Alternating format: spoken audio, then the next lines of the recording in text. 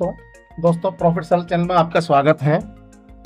दोस्तों कई दिनों के बाद ये वीडियो बना रहा हूँ क्योंकि मार्केट में वॉलेटिलिटी हो गई है। अब मार्केट 2 दिन ऊपर चलता है, 4 दिन नीचे गिरता है।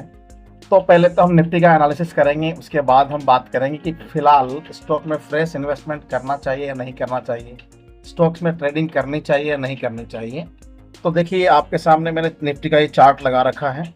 इस पर अगर आप नज़र डालेंगे तो दोस्तों ये निफ्टी में एक फ्लैग बन रही है। देखिए 15 जनवरी से इस रेजिस्टेंस लाइंस को पार नहीं कर रहा है। फिर अगला हाई इसने लगाया है 7 मार्च को, फिर एक और हाई लगाया इसने 10 अप्रैल को, और फिर अब जो लास्ट हाई लगाया वो 30 अप्रैल को लगाया दोस्तों 22,783 का 794। तो फिलहाल इस फ्लैग के अंदर निफ्टी ट्रेड कर रहा है। यहाँ से देखेंगे आप अगर 27 अक्टूबर से तो एक बॉल बनाया, बॉल के बाद एक फ्लैग बन रही है, और इसमें ये रेंज कह सकते हो, इसको आप चैनल कह सकते हो। तो अब ये चैनल को ऊपर की तरफ तोड़ेगा कि नीचे की तरफ तोड़ेगा ये तो कोई नहीं जानता देखिए। लेकिन फिलहाल मुझे कुछ इस तरह के सिम्टम्स इसके नजर आ रहे हैं जिससे मुझे ऐसा लग रहा है कि नीचे की तरफ ही तोड़ेगा। उसका रीजन मैं आपको बताता हूँ। सबसे पहला अपना RSI डाइवर्जेंस देखिए आप। तो RSI डाइवर्जेंस जो है अगर आप देखेंगे दोस्तों, तो इसने जब हाई लगाया था 7 मार्च को 22,525 का, उसके बाद एक और इसने हाई लगाया दोस्तों, वो है 10 अप्रैल को 22,775 का।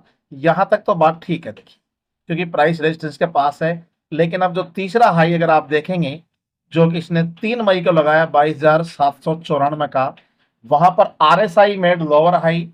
तो RSI अगर लोअर हाई बना रहा है और प्राइस हायर हाई बना रही है तो ये संकेत है इस बात का, ये सिग्नल है इस बात का कि प्राइस में मोमेंटम कमजोर हो रहा है। इसी RSI डाइवर्जेंस को मैं वीकली चार्ट पे भी आपको लगा के दिखा रहा हूं। देखिए अब आप प्राइस एक चैनल के अंदर ट्रेड कर रही है, ये एक फ्लैग बनी हुई है। लेकिन RSI को अगर आप देखेंगे यहाँ पर तो आप देखिए यहाँ ये एक टॉप बनाया इसने, फिर एक लोअर टॉप बनाया, फिर एक लोअर टॉप बनाया। तो उसने अब तक 3 टॉप लोअर बना चुका है, और इसीलिए मैं कह रहा हूं कि मुझे लग रहा है कि अब निफ्टी यहां से नीचे की तरफ आएगा, लेकिन बहुत ज्यादा नहीं आएगा। देखिए जिस ट्रेंड लाइन को भी पार करके गया है, ये इसने पार किया दिसंबर में, सक्सेसफुल इस ट्रेंड लाइन को पार किया है। ये देखिए दिसंबर में एक ट्राइंगल था ये, इसको इसने दिसंबर महीने में पार किया। तो मिनिमम इसको रिटेस्ट करने तो आना है, इतना तो मिनिमम बनता है देखिए, जो कि 20,500 के आसपास आता है। इसके नीचे भी जा सकता है। इलेक्शन है, सरकार कैसी बनेगी, किसकी बनेगी, इस पर बहुत कुछ डिपेंड करेगा। तो बाजार फिलहाल इलेक्शन का वेट ही कर रहा है, मैं इस तरह से कह सकता हूं। एक और सिग्नल मैं आपको बताता हूं कि एक MACD इंडिकेटर होता है दोस्तों, मैं आपको लगा के दिखा रहा हूं। तो MACD को अगर आप देखेंगे तो देखो वीकली में प्राइस में मोमेंटम कमजोर पड़ा, MACD हिस्टोग्राम नीचे की तरफ रेड है, और weekly MACD already cross over हो चुकी है। देखिए दोस्तों ये 26 मार्च को ही क्रॉस ओवर हो चुका है। और अगर डेली MACD लाइन को आप देखेंगे तो डेली में देखिए MACD लाइन लोअर टॉप बना रही है। पहला टॉप बनाया 11 मार्च को, दूसरा टॉप बनाया 10 अप्रैल को, और तीसरा टॉप बनाया 3 मई को। यानी कि ये जो डाइवर्जेंस है ये RSI पे भी कंफर्म हो रखा है, और इसमें MACD इंडिकेटर पे भी कंफर्म हो चुका है।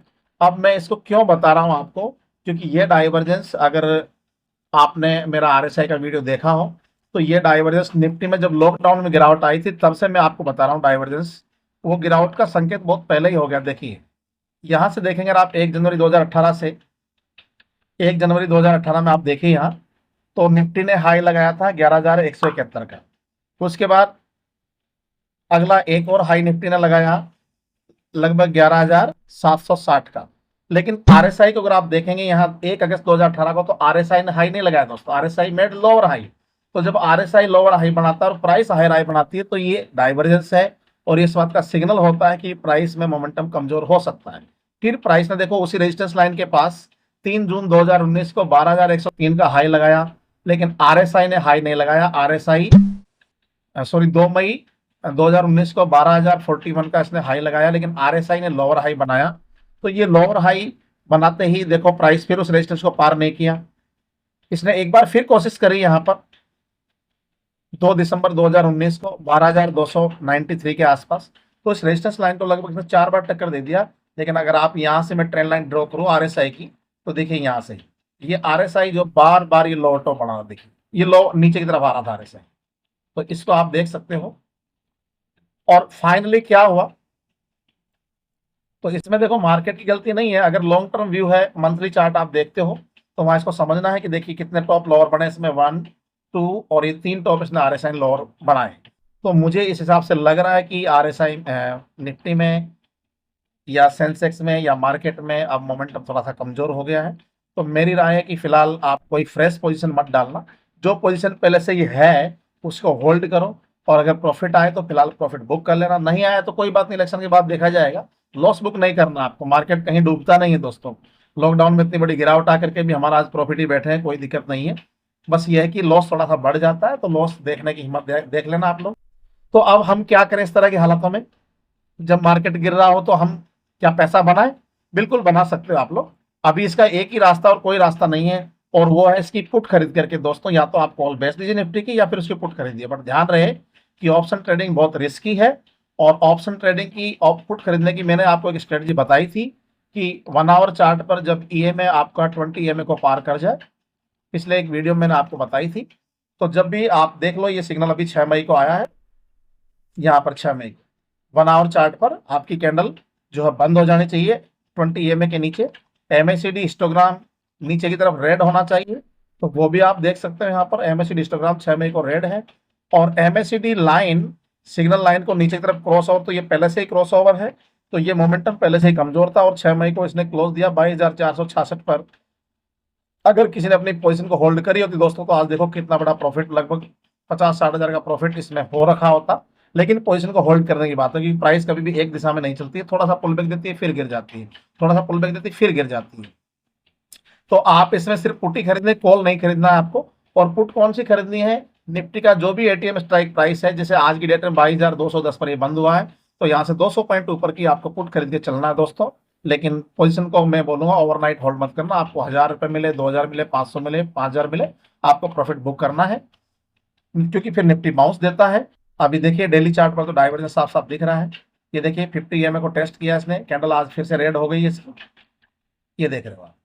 20 EMA को टेस्ट किया, 50 को टेस्ट किया है, 22,300 और लगभग 22,270 का इसने हाई लगाया है। तो यहीं से अब क्या सिग्नल हुआ है? अभी नहीं हुआ, अभी पुट खरीदने नहीं है, अभी स्ट्रेटजी में नहीं है ये। स्ट्रेटजी यही है, देखिए 1 आवर चार्ट पर कैंडल जो है 20 EMA के नीचे बंद हो जाए, इसी को साथ में 15 मिनट्स पे कंफर्म कर लेना। यहाँ पर 6 मई को देखो 15 मिनट्स को भी मैं कंफर्म करके दिखा रहा हूँ आपको। क्या 15 मिनट्स का जो EMA है वो नीचे की तरफ काटा है? तो आपको 6 मई का चार्ट में दिखा देता हूँ दोस्तों। ये देखिए 6 मई का चार्ट, ये 6 मई कैंडल है, 9:30 बजे सिग्नल आया इसमें देखो। 15 मिनट्स में भी ये EMA के नीचे कैंडल आपकी बंद हो गई है। फिर एक 15 मिनट के टाइम फ्रेम पे काम करोगे तो एक सिग्नल आपको 7 मई को भी मिला है, लेकिन जो बड़ा सिग्नल है वो आवरली चार्ट का होता है दोस्तों। एक सिग्नल आपको 12 अप्रैल को भी मिला था। 12 अप्रैल के बाद देखिए कितना अच्छा जबरदस्त प्रॉफिट दिया इसने, देखिए अगर आप पुट खरीदते तो। मेरी स्ट्रेटजी में ट्रेड कम मिलेंगे दोस्तों, लेकिन कन्फर्म मिलेंगे, तो आप पुट खरीद सकते हैं अगर आपको पता है कि पुट क्या होता है।